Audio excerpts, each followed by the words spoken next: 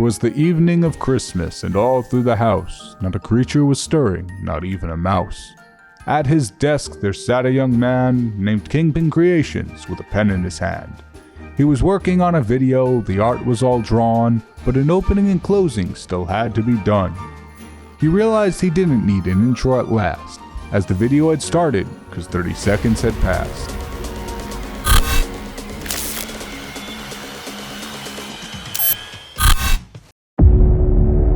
We've messed up.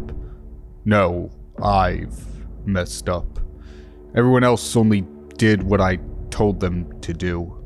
In their defense, they did try to warn me. They said everything that I was doing was wrong and went against what I stood for. But I thought it would make everything better. I thought it would make our lives easier on a daily basis. Instead, I created monsters. It happened slowly at first. Year after year, the workload gradually increased, but we all just wrote it off as a busy year and powered through the heavy periods. Eventually, we began realizing that the work required was impossible to fill only in a year's time. Don't get me wrong, Christmas magic is a wonderful thing and makes the normal process of toy making much faster than any human could possibly imagine. But magic can only do so much. I've tried to find ways to increase the flow of magic throughout the workshops, but it didn't make any difference. Too many kids wanted too many things. Big things, complicated things, toys, electronics, ponies, you name it. They wanted it all. I had no choice. If I wanted to reward all the nice children with presents, I needed to find alternative sources of energy and production. I had a few breakthroughs with different power sources. Wind turbines were pretty effective with the North Pole's climate, but even combined with the Christmas magic, it wasn't enough to get everything made in time. Of course, with what ended up happening, making sure everyone got everything they wanted was the least of my worries. Anyway, I tried out a few more energy sources to little success until I only had one option left: nuclear energy. Mrs. Claus, the CEO, Chief Elf Officer, and even some of the stable managers warned me that converting the North Pole into a nuclear power plant was going too far. You have to understand that at this point, I had neglected all my other responsibilities as Father Christmas, trying to find a way to solve this crisis. I even planned to have an old friend go in my place to deliver presents that year if I didn't solve it in time for Christmas. I wouldn't have suggested it if I didn't feel like I had exhausted all other possibilities. I was desperate. Christmas time was rapidly approaching and we were still severely behind on our quota. Money and time became irrelevant. We needed the power plant up and running by yesterday. I hired several construction teams from down south to work around the clock just to build a single nuclear power plant. Unfortunately, I underestimated how complicated running a nuclear power plant could be. It may have been the stress I was under or something else, but my plan was to have the elves learn how to run the plant through experience. Once again, when I presented this to the others, they told me it was a terrible idea. Some of them even questioned how a nuclear power plant would equate to faster toy production. What I might not have mentioned to them was that I replaced the elves with nuclear-powered machinery to make the toys. I didn't fire any of the elves, I just moved them from toy making to nuclear management. I thought it was a fair trade at the time. As you can imagine, when you appoint a group of elves with no experience in managing a power plant, in charge of managing a power plant, things are going to go wrong. Fast. I believe we weren't even operating a week when we had the meltdown. The power plant exploded and chaos erupted. It was at that point that I knew we weren't going to make everything in time, but as I mentioned before, that looking back, that was the least of my worries. As we were focused on putting out the fires, none of us thought to survey the air quality or even the surrounding area to make sure there weren't any lingering threats. Unfortunately, there were. Between the meltdown and the already hacked job of the plant, tons of radiation had leaked into the air, and combined with the Christmas magic that the North Pole naturally produces, the entire area became one big danger zone. It wasn't just the radiation in the air either. A number of items that the elves made survived the explosion and became irradiated as well, which led to some major issues.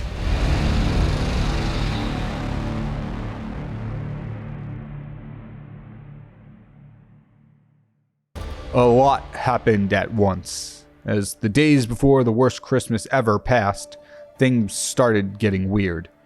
Several nights, Mrs. Claus and I were awoken by the ground trembling. While earthquakes weren't a common thing in the North Pole, they still did happen occasionally, so we didn't make anything of it at first. Then some of the reindeer began acting up, becoming more erratic and violent. The stable managers tried their best to calm them down, but they were unwieldy. Then, on the night before Christmas, all through our house, a massive shockwave awoke the two of us. Pictures rattled off the walls as I ran to the window to look out into the snowy landscape. The wind and snow had picked up in the last few days, making it hard to see too far into the distance. But through the whipping winds, I could make out a top hat sitting alone in the white void, emitting a sickly green glow. I donned my coat and ran outside to take a closer look. Christmas magic is a wonderful thing, but glowing hats were not something we made too often. I noticed that loose snow on the ground was moving towards the hat, almost like the snow was attracted to it. I chalked it up to the wind, despite the fact that I could feel it blowing into my face. As I got closer, the ground shook violently again, knocking me off my feet. In front of me, the hat began moving along with the ground. A mound of snow was forming underneath the hat and grew taller and taller into each passing second. Green vein-like lines snaked their way down the snow pile from the hat, and the snow began shifting. 2 lumps of black coal broke through the snow, along with a carrot of all things. I assumed the hat had picked up some excess debris from the explosion that we missed. The snow mound then began shaping itself. The space around the coal became rounded off at the bottom as 2 bulking shoulders formed and led into arms, torsos, and legs. By the time it was finished, the glowing hat sat atop a 20-foot tall snow golem. It raised its hands as icicles emerged in the form of makeshift fingers. The golem swung its hand toward me. I turned heel and bolted back to the house. If I got to my workbench, I would have been able to have crafted some weapons using my ability to control Christmas magic. However, the golem was faster than I could have imagined. Despite its immense size, it was right on my tail. I knew I wouldn't be able to make anything in time. Luckily, I had another idea. I shouted at Mrs. Claus to turn on every source of heat in the house. Thermostat, stove, oven, everything. I was surprised she was even able to hear me over all the wind, or maybe she just happened to share my thought process. Either way, she went around turning the house into a sauna. I dove through the front door as the golem reached out to try and grab me. As I was hoping, the golem broke through the wall of the house trying to get to me. The house was scorching, so much so that the golem's arm immediately began to melt and dwindle. It howled in pain as it slowly pulled its arm away from the heat source, but it was too late. The wind carried the heat from inside the house and circled it around the golem, causing more of it to melt. Its slowly dwindling groans of pain were gradually swallowed up by the wind, and soon there was nothing left besides the glowing top hat. The two of us stared into the windy abyss for a while, until Mrs. Claus turned and smacked me in the back of the head. She scolded me for making a huge hole in front of the house. I tried to calm her down and tell her I would fix it, but she was livid and reason was out the window. I summoned some Christmas magic in my hands and concentrated on fixing the hole. The planks, doors, and windows all reverted back to their original state, like someone playing a tape in reverse.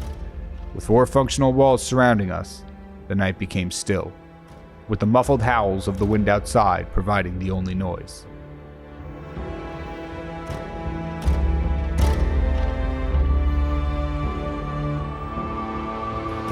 As Christmas Day dawned, metaphorically of course, I got up and made my way to the reindeer stables, ready to depart with what little we were able to salvage after the meltdown. The children weren't going to get everything they asked for, but they were still on the nice list, and only naughty children got nothing. The stable managers were trying to calm down the reindeer still, but they assured me I would be fine for departure. Still shaken and exhausted from the night before with the snow golem, I took their word for it. But just in case, I used some Christmas magic to craft a hunting knife.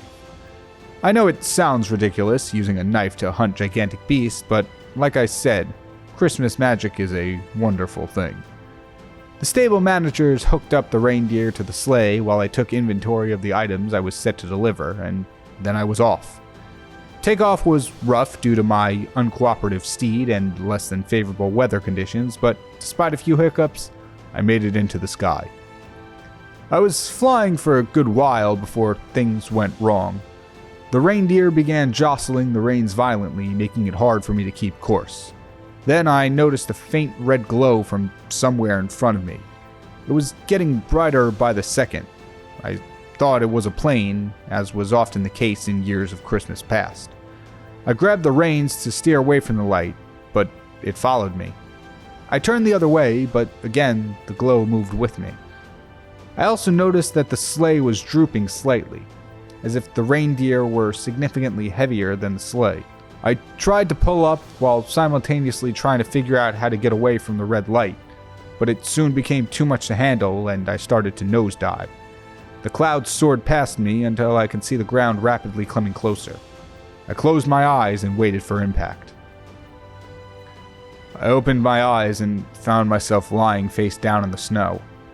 My sleigh was nothing more than a pile of scraps, and I couldn't find any of my reindeer.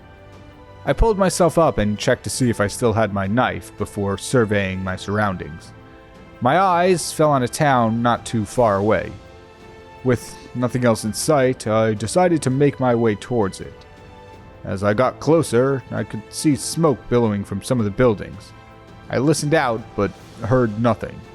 No signs of life, no screams of terror, nothing. I reached the town's main street, only to find it completely destroyed. Buildings and infrastructure were in ruin, the road was riddled with potholes, and as I guessed from the lack of noise, there wasn't a person in sight. I walked up and down the street, searching for some kind of clue as to what happened, though I had my suspicions. Suspicions that were confirmed when the ground beneath me trembled. The melodic stomping of something huge was coming closer. I whipped around to see all of my reindeer stampeding towards me, now 10 times their normal size. At the front was a reindeer with a bright red nose and horns to match. Even with the mutations, I recognized it as Rudolph, my head reindeer. The nose and horns glowed brightly as Rudolph opened his mouth and fired a beam of energy down the street. I dodged out of the way, unsheathed my knife, and ran toward the horde of reindeer. I ducked under Rudolph and used his tail to swing myself onto his back. The horde continued stampeding through the town. I bit down on the handle of my knife and hung on for dear life. I climbed my way up Rudolph's neck and onto his head. My hope was that if Rudolph was in the front as he usually is when he's pulling my sleigh, then the other reindeer would continue to follow his lead. If I could calm Rudolph down, then hopefully the others would follow suit. I reached Rudolph's head and took the knife from my teeth. I raised it up as the blade glowed a warming yellow and jammed it into Rudolph's forehead. Despite the armor plating, the knife sunk right through. Immediately, his nose and horns dimmed as the fury left his eyes.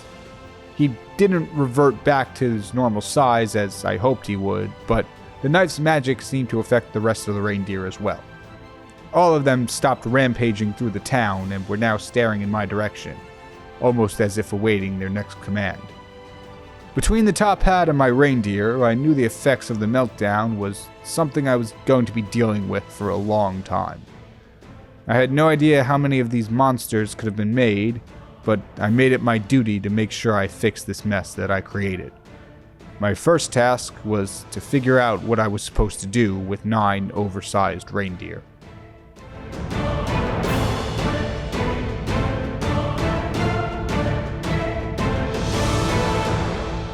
And there we have it, the what did I end up calling this one? The Kaiju Before Christmas. I'm pretty happy with how this one turned out. It was supposed to be just a Christmas like chaos episode, but it wound up being a story through and through.